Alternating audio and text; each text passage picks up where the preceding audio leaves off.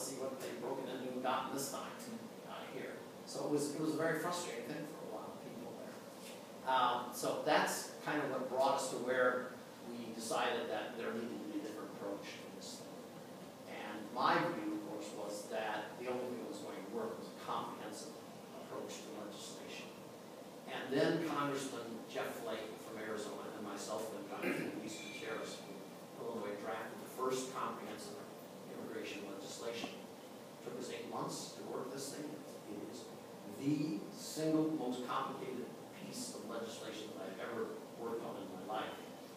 Just the number of details. Every time you open one door to solve a problem, it opens 5 more doors of things you have to think about there. It's extraordinarily complex. But I thought the piece of legislation we introduced that we ended up introducing was very good. Got absolutely no hearing whatsoever, out of nowhere. A few months later, the next year, of course, Congress, Senators McCain and Kennedy picked it up, and they took it as their legislation in 2006, which primarily in 2007 came to a vote in the Senate, fell 3 votes short of getting a 60 number to be considered on the floor and passed on the floor. And that was the high water mark of immigration legislation until today. So that was the end of any consideration of further immigration. I'd like to come back at some point, maybe when we get into questions, to talk about what I think are the 4 pillars of what has to be in a comprehensive immigration piece of legislation.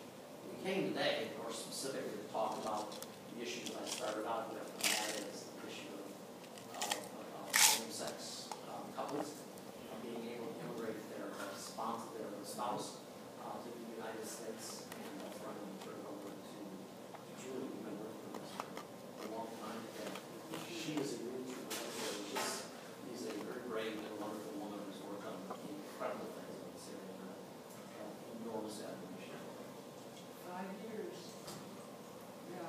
So, and that's me. And I was actually brought on just to pick up from your narrative. In 2006, our organization went to Senator Kennedy, who's known to be fairly pro-LGBT, and said, will you put us in your immigration reform bill? And he laughed us out of the room. So we were like, oh, we have a problem here. And that's when we started up our DC office, which I was hired to open up, and we've now expanded to about 70 staff down here, in addition to our New York office. And just to step back on a couple of brief background pieces, as was said, immigration equality has been around since 1994. We have a legal team based in New York, although we have a binational couples attorney here in DC as well. And we have a legal hotline that gets about 4,000 calls a year. Our legal team works in 3 major areas. We used to do much more work on HIV, but once the HIV travel and immigration ban was actually lifted by Congress under President Bush, but the regulatory ban was lifted under Obama. But once that was lifted, that caseload declined dramatically. But now our 3 big areas are asylum, people fleeing persecution from around the world because they're LGBT or HIV positive. We ran 110 asylum cases last year. People in detention, when immigrants happen to be detained, LGBT immigrants are treated atrociously and often subjected to solitary confinement, which is, of course, a terrible thing for mental health. But the bulk of our calls are from binational couples, whether they're abroad or in the United States, and these are people like Jim, some of whom have expended every last resource to keep up legal visa after legal visa temporarily, a student visa, and being for school for 10 years, and then they run out of that path. They try the investor's visa. I can't tell you in this economy how many people, some investor's visas, I think not Hector's, but other kinds, you have to maintain a certain number of American employees in your business to maintain your visa, and in this economy that can be very difficult. So the number of people we've had call, and for example, you can families where people are here on an H-1B visa, which can be a fairly stable employment visa, and so they've been here 7 years, they own a home, they have children, and they call us and they say, I lost my job, I have to leave the country in 2 weeks, which is just an unbelievable prospect. So families really being torn apart, and Americans get forced to separate,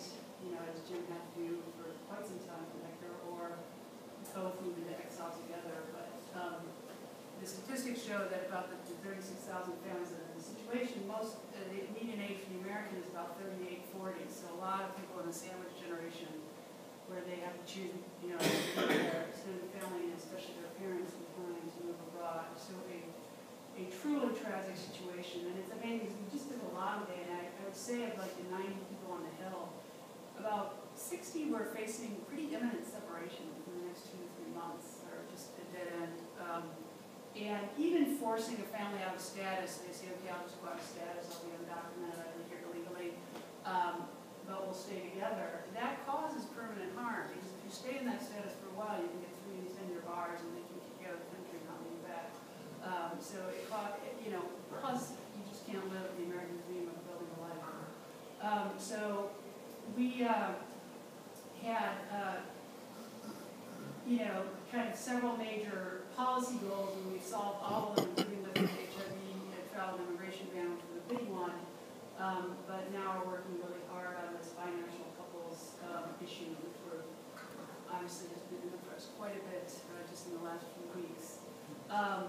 I just want to say, just building a little bit on Jim's immigration history, that there are a lot of people who are excluded from immigration law explicitly, and that included gay people until very, very recently. And it was interesting at the hearing yesterday, there was this conversation back and forth on a very arcane issue, but Senator Schumer, I think, was trying to show his, you know, immigration law credentials and say, I believe it's called the Flutie Doctrine. And so during the break, our executive director went up and said, Senator Schumer, do you know who Doug Flutie was and why he was being deported? And he said, no, he was being deported for being gay. And even if you know, applied to be a citizen, you couldn't if you were gay. And if they found out after you got your citizenship, they would strip you of your citizenship and deport you. And I think the HIV ban was kind of intended as a replacement once there wasn't an all-out gay ban. And then I think this business of tearing our families apart is kind of the final frontier in forcing you know, LGBT people out of the country to stay with their families. I just want to say this has been a long struggle here in D.C. over this, and the log cabin Republicans have been an amazing ally from day one. There are a lot of your members who are in this situation, that it's, you know, extremely personal, and I think facing your family being torn apart, it just doesn't get much more fundamental than this. That's why this has become also an issue. It's kind of the face of DOMA. But just from the beginning, you know, Christian Burrell and then Clark and Casey and Gregory, but really everybody, you guys have been there and been helping us. And, you know, usually kind of liberal LGBT do-gooder groups like us are not the best messengers for Republicans. We have a business coalition of over 30 Fortune 500 companies, and Jim's been in several meetings with members of Congress with them. And fortunately, a lot of our companies come from states like Texas and Florida and Arizona, which are big states for Republicans that work on immigration in a serious way, the way, you know, Jim did.